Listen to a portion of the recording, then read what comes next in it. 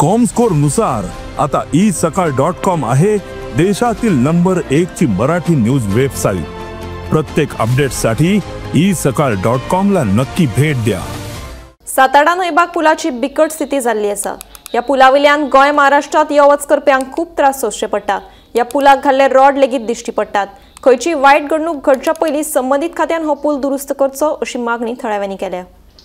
1985 ते 82-80 दरम्यान सुरू होते काम केलेलं। पूर्ण लोकांनी आमच्या मला वाटतं सातारा गावच्या लोकांनी मला वाटतं 7 ते 6 एकर जमीन त्यावेळच्या रेटने 100-150 रुपये गुंठ्याच्या रेटने शासनाला दिले की कुठेतरी गोवा आणि आपले जे संबंध आहेत पूर्वीपासूनचे कुठेतरी ते दूर होते ते जॉईन होण्यासाठी बऱ्यापैकी लोकांनी तो सहकार्य केलेलं चांगल्यापैकी काम चालू होते।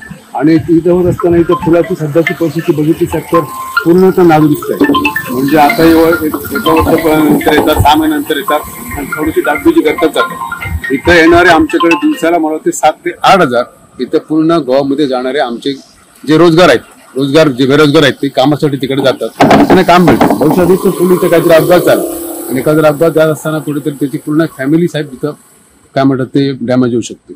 साधारण मला वाटतं 83-84 असेल उद्घाटन ते झालेलं। शंकरराव चव्हाण होते तेव्हा मुख्यमंत्री।